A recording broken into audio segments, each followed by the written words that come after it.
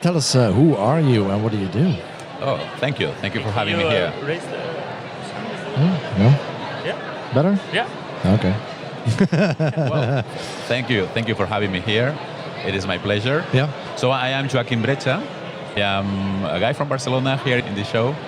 I am the ESOMAR president, being ESOMAR the global community of the market research and insights and analytics in the world. So we are present in 103 countries, more than 6,000 members around the globe, but impacting 100,000 people or more in the whole community.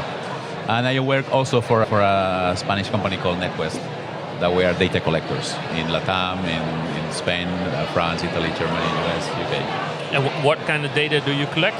So we were born as a digital collector, creating access panels, so people willing to participate in surveys or tasks that we were asking. We were very focused on having them very well profiled and incentivizing them properly in a very nice and fair relationship.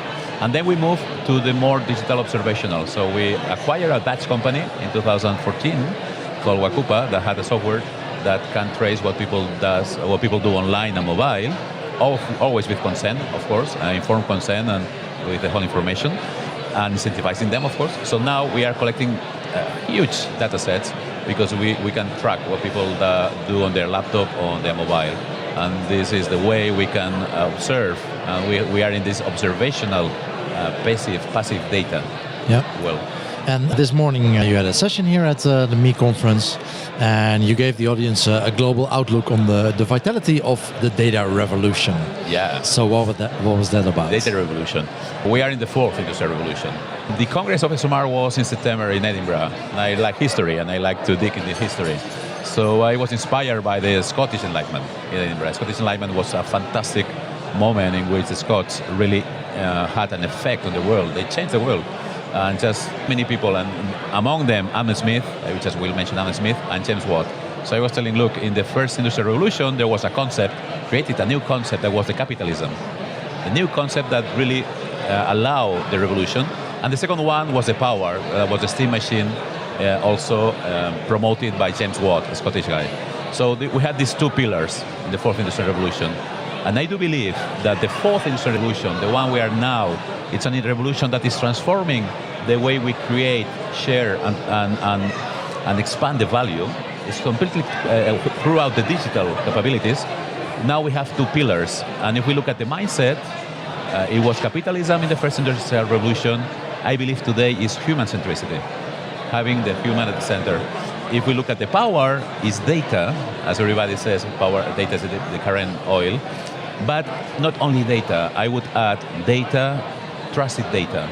So data that you have collected with via the trust of people and doing the things properly. So the two pillars of the fourth industrial revolution for me are customer centricity, people understanding, and trusted data. And who else is better positioned for this than market researchers, insights professionals that have been for more than 100 years treating people with respect in terms of understanding what they do and managing data. Yeah, and it's not getting easier for us data professionals, is it? With specifically GDPR, everyone seems to be against us. Yeah, the cookieless browser are coming in the next few years. Exactly, ITP, ETP. But I think this is an opportunity. We as professionals have always said, and self-regulated, putting the bar high. If anybody could do that, would be easy. So this for us is an opportunity to differentiate ourselves from other industries. For instance, the UK Data Protection Authority just released last June a report saying that they are super concerned, extremely concerned about the amount of data that is being shared without the knowledge of people. And the deep data, that in terms of observing what people do. That was for the programmatic industry, programmatic news and programmatic advertising industry. So many things have been done there improperly. We as professionals in the market research and insights profession, we must do things properly. We have to construct these pipelines in which information or data just travels. Yeah, we must do that, but we must be very careful in doing that properly and really respecting the rights of people as citizens. And how do we do that other than following the law? Is there other things we should do or need to do ourselves? I always say that we are just in our childhood, regarding technology. We have got drunk of technology for the last 20 years. It's like an Ibris. And now we are just waking up saying, oh, whoa. This is What happened? What happened? Yes, it was a hangover maybe. Technology has really blown us away. Wow, we can do so many things. And now we are discovering that so many things also have a cost related to. Yeah. So I think that now we are just at the beginning of understanding the impact of technology in our lives. And for instance, GDPR, for me, is just the first attempt to rule this. But I believe that more will happen because we're just in the childhood. Or maybe in the teenage. Maybe you are just now thinking, okay, now we have understood when the humanity started to be in life on Earth, what was the lifespan was 20 years. So people every 20 years was repeating the same learnings. When we passed from 20 to 30 years, there were some people that had experience and could tell the guys their 10 years, say, hey, look, don't eat this, don't go this way, because you will have problems. So these people were really important to the evolution of the humankind because they said, okay, we are learning. So I think we are now still in this 20 years span, and now some people saying, hey, don't go this way because this way is dangerous. And what do you see happening in say, the next 5 years? I mean, further than 5 years, probably really hard Wow. to do. But You like know, the next 5 years, years what do you is expect? difficult, yeah. What are you guys working on for the? Yeah, what are the project groups within the organization? What are you working on? So the subject that is really steering the whole industry is the end client, so the end user, and there is a transformation there. We all know that people want to have better information, to take better decisions in a much more, in a faster way. No? So this determines everything, and indeed cheaper, because there's also this new mindset, which is everything is doable and everything is cheap. Oh, wait, it's not that doable, not that cheap. So what is happening now is that people want it faster and to take decisions. So what we are seeing is that because of this digital life we have and the digital capabilities we have to collect data, every time it will be less necessary to ask for data that we must have already for different, and to spend time to dive into the whys, dive into the why. We observe you are doing all this. Why are you doing? Why do you prefer this? So a combination of observational data plus more qualitative data. And of course, there is now this pendulum from the end client that wants to insource, in the sense that do-it-yourself is a big trend. Okay, we don't need to have so many intermediaries, so many middlemen, so we need to insource. And all these pipelines to make the information or the data travel from one side to the other. But for instance, this week, we have two very relevant pieces of news. One is the closure of Jamshot. I don't know if you know what it is. No, do you what? So it was this it was this antivirus software that you could install on your desktop for free. Okay, that was to defend you, to prevent you from having virus. But they were in this hall of information terms that they were delivering, they were capturing everything you were doing in your laptop. So logger. And many people was using that information because it was millions of people. And what was the name of the software? I will have to check. Sorry, my memory maybe it's mixed into many languages. Right. Yeah. Avar, AVAR. Avar antivirus. Sorry, I can't tell you. Avast? Avast. Avast. Yeah. All right. So this particularity of Jamshot has been closed down. So there's a big effect. And the other one is Google's announcement on closing the third-party cookies ability. So these are very relevant pieces of news for our industry, because suddenly different data lakes will disappear. So how will we react on that? Yeah.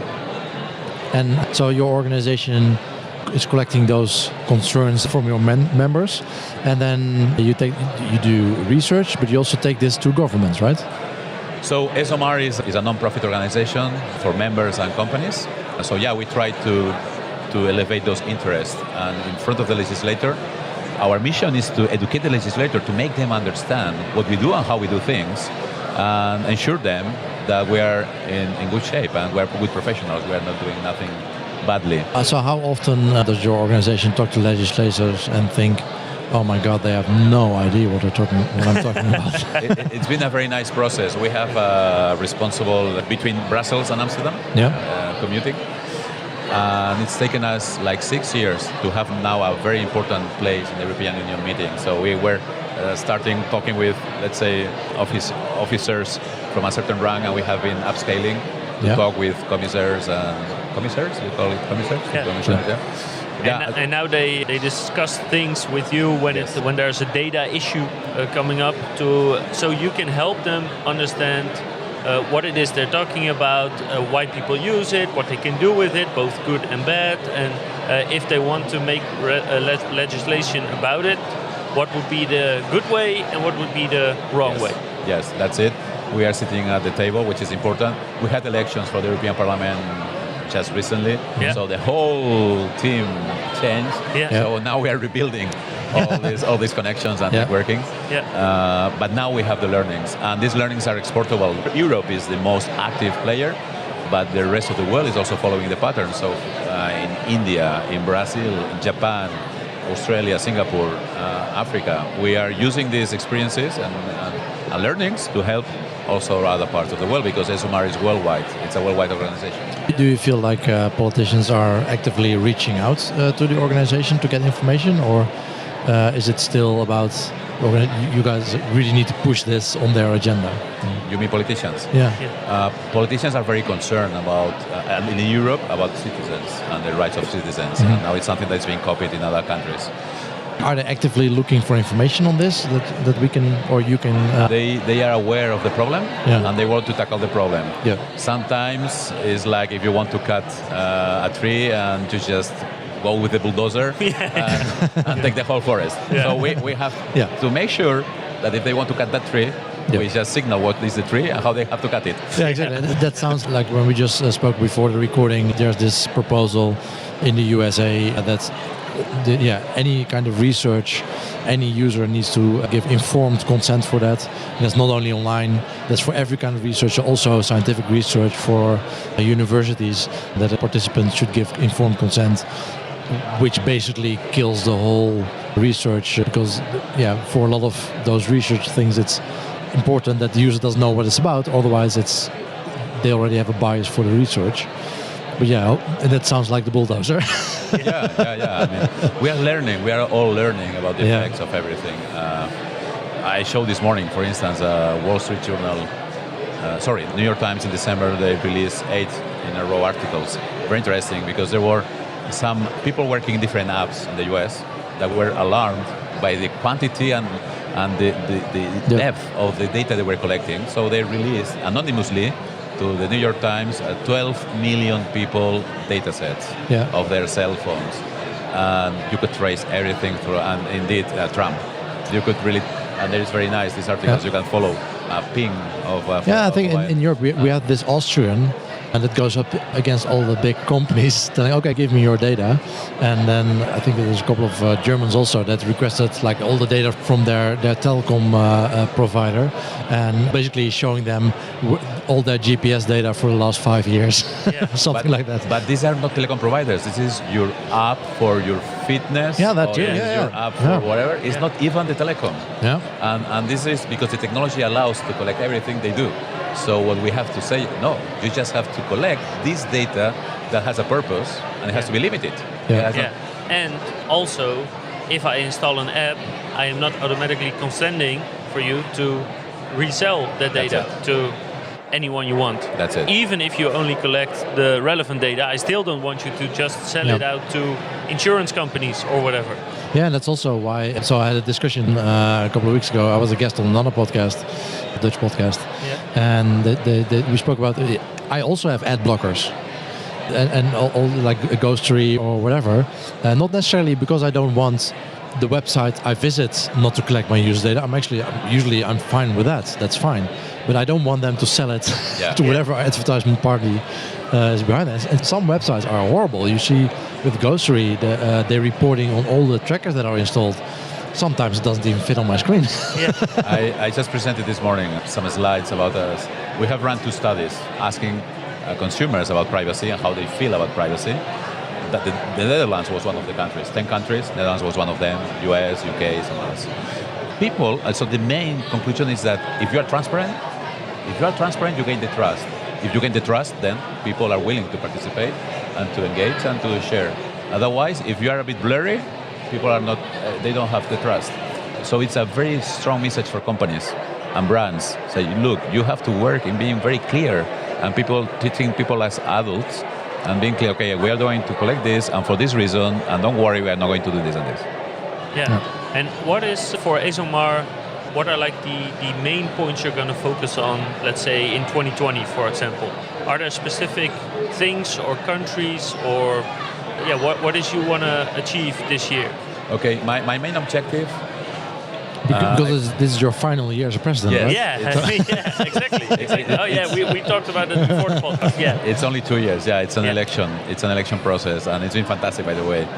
So my main objective is to get two communities closer. The community that is the more traditional, people coming from the more traditional space of market research, and the community coming from the more data analytics, data scientists, digital, technological part of the equation. These tend to be more new generation, more linked to data, more related to how to work with data. The others come from the generation that they really understand the purpose of the survey, or the purpose of the investigation or the work. They understand the needs of the clients and understand what are the answers, the good answers that they need to deliver. So I think we have to become more methodological agnostic and have a very open view. Okay, what is your problem?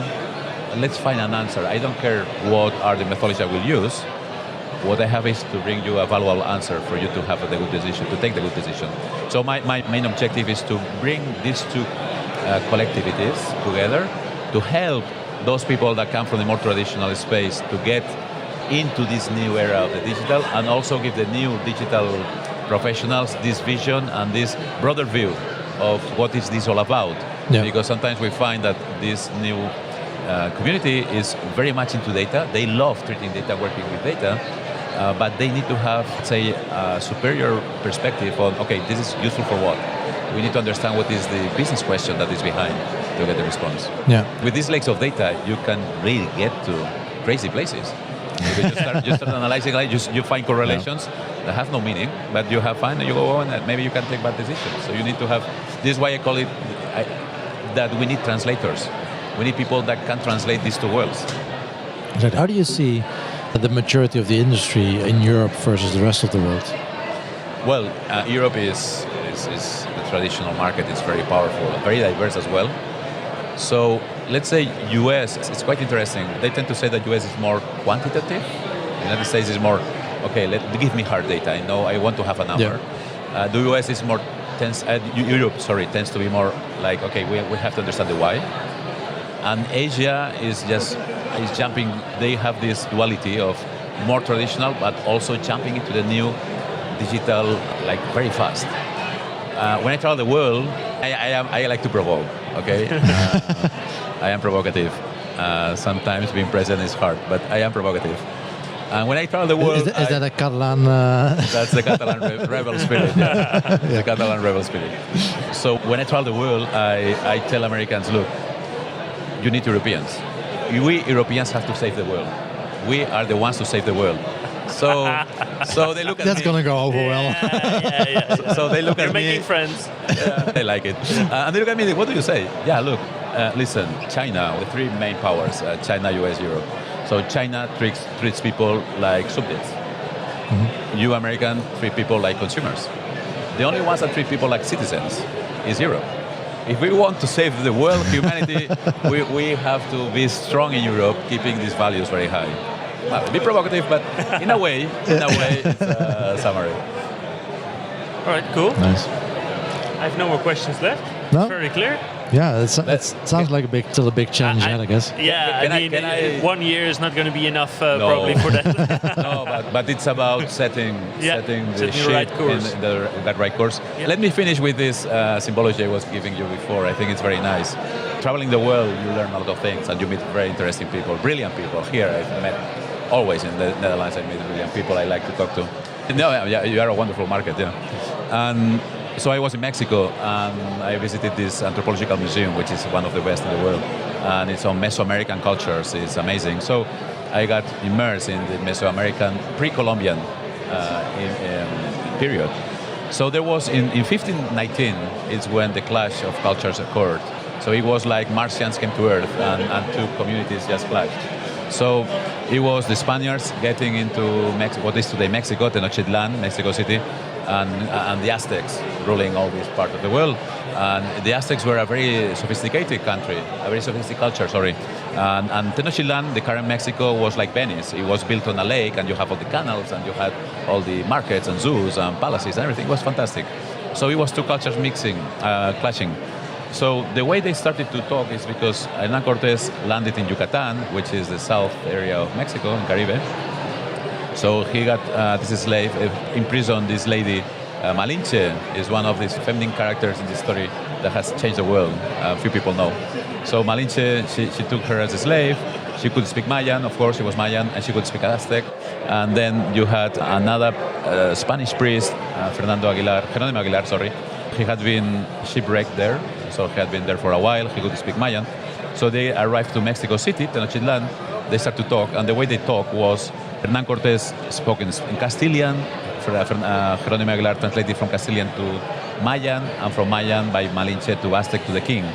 In that moment, the king was hyper powerful. The Aztec king was super powerful, but he used to speak like a child. So when he was meaning, for instance, my people don't love me, he was saying, I am very feared. People respect me. So he was using this contrary side. He was not literally saying what he meant. Yes, that's it. But you had to know it. Yeah. So in this moment they meet, and he says, you Spaniards, you are welcome. This city is yours. And the translation was literally this one, word by word. What he was meaning was, you get out of here. I will kill you all. Don't even dare to do anything. That was the real meaning. Yeah. So this bad translation had a huge effect. Yeah, at least they did the translation right. There are quite some videos, I think, on YouTube, and like this is like a fun business thing to do with your team, just to stand in a line, and then one sentence to the next person, and the next person gives it to number 3 and to number 4, and like after 50 people, it's something completely different. Yeah, that's it. But that's what we need today in our industry. We need these translators that can really translate the more traditional side with the digital, more techy side, because we cannot afford a clash of cultures. Yeah. We must get together. We must work together to have this holistic view and understanding of people, which is what we are here for. Yeah, you want to prevent the total shutdown, right? Like the proposal in the US, like saying, okay, we are doing informed consent, no data collection at all. If we get there, that's going to be a really tough time. Really. Yeah. We need professionals to know what they do, for what and for a purpose, and this is what it's about. Yeah. Good luck with that for the next 11 months. I would say I would like Barcelona to win the Champions League, but I'm afraid that's difficult. Well, I don't think in the Netherlands we have any chance of winning it as well. No, I don't think so. Last year was the year. Yeah. All right. Let's keep that in mind. Thank you so much, Joaqim, and have a lot of fun here at the conference. Okay, thank you. Thank you.